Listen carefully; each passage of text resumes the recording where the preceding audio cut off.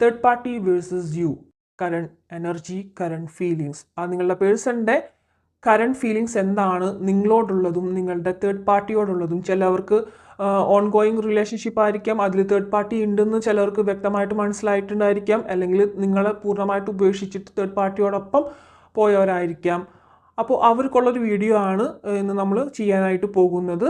എന്താ പറയുക, അദ്ദേഹത്തിന് ഒരുപാട് ഇപ്പോൾ നിങ്ങളെ വിട്ടിട്ട് പോയതിൽ, അല്ലെങ്കിൽ നിങ്ങളൊരു സ്വർണമായിരുന്നു എന്നാണ് അദ്ദേഹം ഇപ്പോൾ ചിന്തിക്കുന്നത്. നിങ്ങളെന്ന സ്വർണത്തെ, അല്ലെങ്കിൽ നല്ലൊരു മനസ്സിനുള്ള ഉടമയെ അവരത് വിട്ടിട്ട് പോയി എന്നുള്ളൊരു റിഗ്രറ്റിലാണ് ഇപ്പോൾ അയാൾ നിൽക്കുന്നത്. ഇതാ കണ്ടില്ലേ, ഇവിടെ 5 ഓഫ് കപ്സ് ആണ്.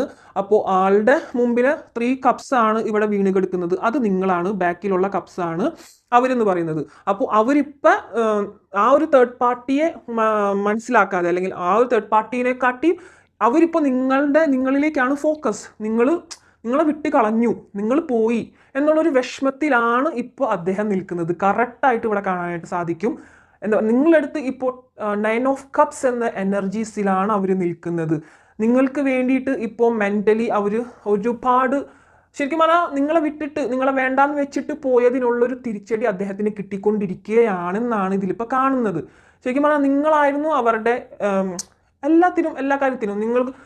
നിങ്ങളിൽ നിന്നും എന്താ പറയുക, നിങ്ങൾ ഒരുപാട് സ്നേഹം കൊടുത്തിട്ടുണ്ടായിരിക്കാം, പക്ഷേ മണി റിലേറ്റഡ് ആയിട്ടൊന്നും നിങ്ങളിൽ നിന്നും മേ ബി കിട്ടുന്നുണ്ടായിരിക്കും. ഈ ഒരു പേഴ്സൺ എന്ന് പറഞ്ഞാൽ വളരെയധികം മണി ഫോക്കസ്ഡ് ആയിട്ടാണ് എനിക്കിവിടെ തോന്നുന്നത്. മണി ആണ് ഇയാൾക്ക് ഇമ്പോർട്ടൻ്റ്. അയാളുടെ കരിയർ, അയാൾക്ക് കുറേ കാശ് വേണം. അതിന് വേണ്ടിയിട്ട് ആരൊക്കെ പോയി കാല് പിടിച്ച് നിൽക്കാൻ പറ്റുമോ അതൊക്കെ അയാൾ ചെയ്യും. ഒരു നാണോ ഇല്ലാണ്ട് ചിലപ്പോൾ ഈ പറഞ്ഞ പോലെ പലരെടുത്തും മേ ബി മുമ്പ് വേണ്ട എന്ന് വെച്ചിട്ട് വന്നു പോയവരായിരിക്കണം. എന്നുവെച്ചാൽ മുമ്പ് പല സിറ്റുവേഷനിലും അവരുമായിട്ട് എന്തെങ്കിലും വഴക്കുകളോ അല്ലെങ്കിൽ എന്തെങ്കിലും ചെറിയ രീതിയിൽ മണി റിലേറ്റഡ് ആയിട്ടോ വേറെ എന്തെങ്കിലും രീതിയിലൊക്കെ ആയിട്ടോ വഴക്കുണ്ടായിട്ടുണ്ടായിരിക്കാം. വഴക്കെന്നല്ലെങ്കിലും ചെറിയൊരു നീരസം അവർ തമ്മിൽ ഉണ്ടായിട്ടുണ്ടായിരിക്കാം. പക്ഷേ അവർ അതുകൂടി മൈൻഡ് ചെയ്യാണ്ടാണ് അവരുടെ അടുത്തേക്ക് പോയത്. കാരണം അവരിൽ നിന്നും എന്തൊക്കെയോ കിട്ടുമെന്ന് ഈ ഒരു പേഴ്സൺ വിചാരിച്ചു, അല്ലെങ്കിൽ ഇപ്പോൾ വിചാരിക്കുന്നുണ്ടായിരിക്കാം എന്തെങ്കിലുമൊക്കെ കിട്ടുമായിരിക്കും എന്നൊക്കെ ഉള്ളൊരു തോട്ട്സിലാണ് അവർ അവിടെ ചെന്നിട്ടുള്ളത്. പക്ഷേ ഇവിടെ അവരിൽ നിന്നും ഒന്നും കിട്ടാനായിട്ട് പോകുന്നില്ല.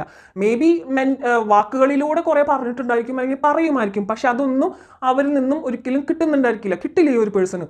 അതാണ് ഇവിടെ കാണാനായിട്ട് സാധിക്കുന്നത്. കുറേ പേർക്ക് ഇവിടെ കിട്ടിയിട്ടില്ല. ആ ഒരു പേഴ്സൻ്റെ ഫോക്കസ് മുഴുവൻ ഇവിടെയാണ്. ആ ഒരു പേഴ്സൺ ഫസ്റ്റൊക്കെ നിങ്ങളടുത്ത് വളരെയധികം എംപറർ എനർജിയാണ്. എന്താ പറയുക, ഭയങ്കര ഒരു തലക്കനമുള്ള, അല്ലെങ്കിൽ ഞാൻ വിചാരിച്ചു കഴിഞ്ഞാൽ എന്തും സാധിക്കും, അല്ലെങ്കിൽ ഞാനാണ് ഏറ്റവും ഇത് എന്നൊക്കെ ഉള്ള പവർ എന്നൊക്കെ ഉള്ളൊരു മെൻ്റലി അങ്ങനത്തെ ഒരു ആളായിട്ടാണ് ഇവിടെ കണ്ടിരുന്നത്. പക്ഷേ നിങ്ങൾ ശരിക്കും പറഞ്ഞാൽ നിങ്ങളായിരുന്നു അയാൾക്ക് വേണ്ടിയിട്ട് എല്ലാം ജെന്യുവിൻ ആയിട്ടെന്ന് പറയില്ലേ, ജെന്യുവിൻ ആയിട്ട് നിങ്ങളായിരുന്നു അയാൾക്ക് വേണ്ടിയിട്ട് എല്ലാം വിട്ടിട്ട് നിന്നിരുന്നതെന്നാണ് ഇവിടെ ഇപ്പോൾ ആൾ മനസ്സിലാക്കുന്നത്. നിങ്ങളായിരുന്നു എല്ലാം കൊണ്ടും അയാൾക്ക് പെർഫെക്റ്റ്, എല്ലാ രീതിയിലും മാച്ച്.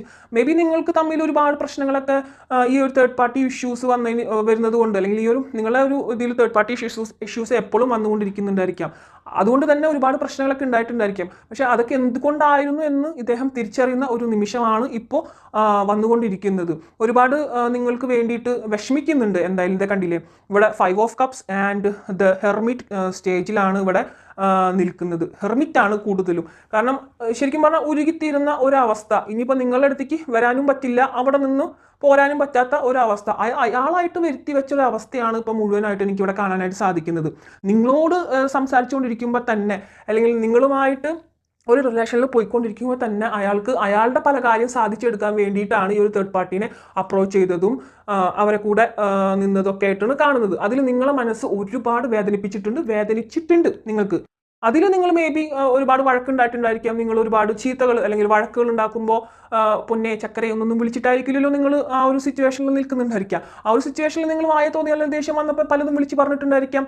അതിവിടെ കാണുന്നുണ്ട്, ക്യൂൺ ഓഫ് സോർട്സ് ഇവിടെ കാണുന്നുണ്ട്. പക്ഷേ അതൊക്കെ അയാളുടെ ഒരു സ്വഭാവത്തിൻ്റെ ഇത് കണ്ടിട്ട് നിങ്ങൾ ഒട്ടും വിശ്വസിക്കാനായിട്ട് പറ്റാത്ത ഒരു സ്വഭാവത്തിനുടമയാണ് നിങ്ങളുടെ പേഴ്സൺ എന്ന് പറയുന്നത്. നിങ്ങളുടെ പേഴ്സൺ എന്ന് ഞാനിപ്പോൾ പറയുന്നില്ല, കാരണം ഇപ്പോൾ വേറൊരു ഇതിലേക്ക് പോയ സ്ഥിതിക്ക് അത് വേറൊരു പേഴ്സൺ എന്ന് തന്നെ നിങ്ങൾ ചിന്തിക്കാം. പക്ഷേ നിങ്ങൾക്ക് വേണ്ടി നിങ്ങളുടെ ഒരു അവസ്ഥ, അല്ലെ, നിങ്ങളുടെ ആ ഒരു സ്നേഹം എത്രമാത്രം ജെന്യുവിൻ ആയിരുന്നു. നിങ്ങളായിരുന്നു ശരിക്കും പറഞ്ഞാൽ എന്താ പറയുക, ഒന്നും പ്രതീക്ഷിക്കാതെ സ്നേഹം മാത്രം പ്രതീക്ഷിച്ചുകൊണ്ട് അവരുടെ കൂടെ നിന്ന വ്യക്തി എന്നത് നിങ്ങളായിരുന്നു. ഈവൻ ഫ്രണ്ട്സ് പോലുമല്ല എന്നുള്ളൊരു സത്യാവസ്ഥ അയാളിപ്പോൾ മനസ്സിലാക്കുകയാണെന്നാണ് ഇവിടെ കാണുന്നത്. കൺഫ്യൂഷൻ സ്റ്റേജിൽ അയാൾ ഇരുന്നിട്ട് കാര്യമില്ല. കാരണം ഇനി നിങ്ങളുടെ അടുത്തേക്ക് നിങ്ങളിപ്പോൾ ചിലപ്പോൾ മേ ബി നിങ്ങളുടെ ഒരു ഇതെന്ന് പറയുന്നത് നിങ്ങൾ കുറേ പേരും നിങ്ങളിപ്പോഴും മനസ്സുകൊണ്ട് അയാളെ സ്വീകരിക്കാനായിട്ട് തയ്യാറാണ്. അയാൾ നിങ്ങളെ ചീറ്റ് ചെയ്തു, നിങ്ങൾക്ക് ഇഷ്ടമല്ലാത്ത കാര്യങ്ങൾ ചെയ്തു എന്ന് അറിഞ്ഞിട്ട് പോലും അവിടെയാണ് നിങ്ങളുടെ മികവ് എന്ന് പറയുന്നത്. നിങ്ങളിപ്പോഴും ആ ഒരു പേഴ്സണെ, കുറേ പേർക്കെങ്കിലും, എല്ലാവർക്കും ഞാൻ പറയുന്നില്ല, കുറേ പേർക്കെങ്കിലും നിങ്ങളിപ്പോഴും ആ ഒരു പേഴ്സണെ മനസ്സുകൊണ്ട് സ്വീകരിക്കാൻ തയ്യാറാണ്. എല്ലാം മനസ്സിലാക്കി തിരിച്ചു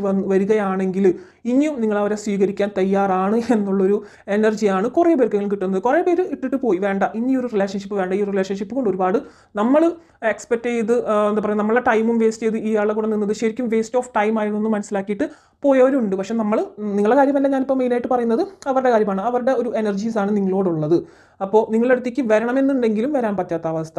അതാണ് ഓൾമോസ്റ്റ് എനർജീസിൽ എനിക്ക് വേറെ കാർഡ്സ് റീഡിങ്സിലൊക്കെ കിട്ടുന്നതും അത് തന്നെയാണ് കേട്ടോ. ഒരുപാട് നിങ്ങളുടെ അടുത്തൊരു, ഇപ്പോൾ പണ്ടൊക്കെ നിങ്ങളുടെ ഒരു കോൾ വന്നാൽ, ഒരു മെസ്സേജ് വന്നാലും അദ്ദേഹം മൈൻഡ് ചെയ്യുന്നുണ്ടായിരുന്നില്ല. പക്ഷേ ഇപ്പം എന്ന് പറഞ്ഞു കഴിഞ്ഞാൽ ഒരുപാട് അട്രാക്ഷൻ നിങ്ങളുടെ അടുത്ത് തോന്നുന്നുണ്ട്. നിങ്ങളായിരുന്നു ശരിക്കും പറഞ്ഞാൽ ദേവത അല്ലെങ്കിൽ ദേവൻ, അങ്ങനെ ഒരു മൈൻഡ് സെറ്റിലേക്കൊക്കെയാണ് അദ്ദേഹം വന്നുകൊണ്ടിരിക്കുന്നത്. ദ ഡെവിൽ കാർഡാണ്, അതായത് ഭയങ്കരമായിട്ടുള്ളൊരു പാഷൻ കാര്യങ്ങൾ. ഇപ്പോൾ something he's controlling by others, അങ്ങനെയാണ് കാണുന്നത്.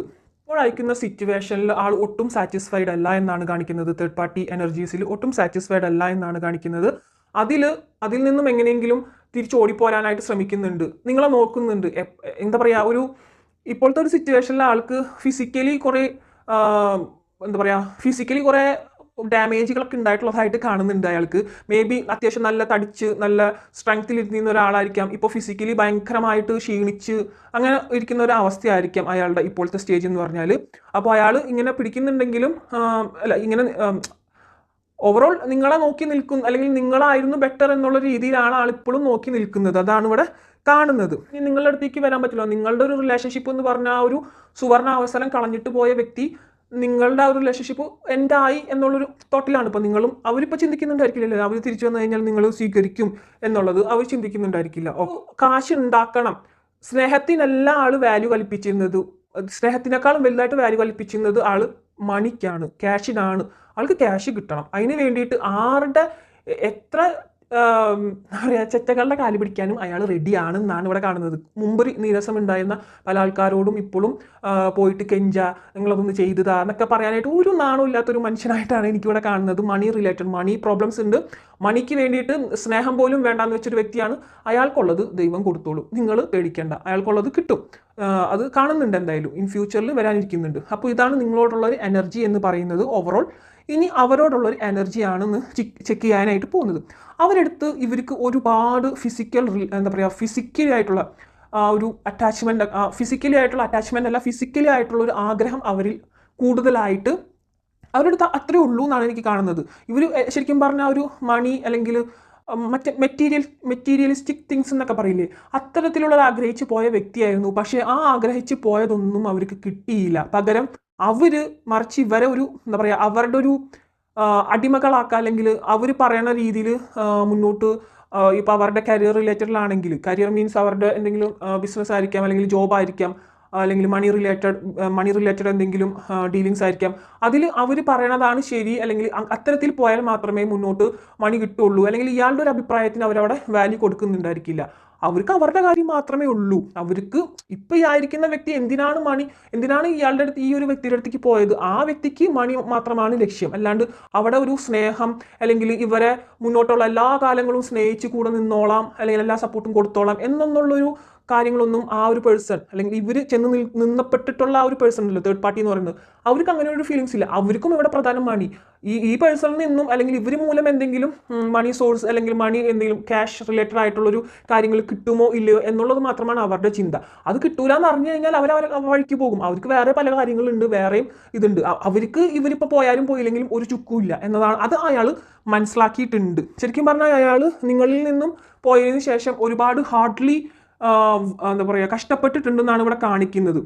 അത് അയാൾക്ക് ആഗ്രഹമില്ലെങ്കിൽ പോലും കണ്ണടച്ചുകൊണ്ട് ഓക്കെ ഇവർക്ക് വേണ്ടിയിട്ട് ഇവർ പറയണ ചെയ്താൽ എന്തെങ്കിലും ഉപകാരം ഉണ്ടായാലോ എന്ന് വിചാരിച്ച് കണ്ണടച്ചുകൊണ്ട് തന്നെ പല കാര്യങ്ങളും ചെയ്തിട്ടുണ്ട്.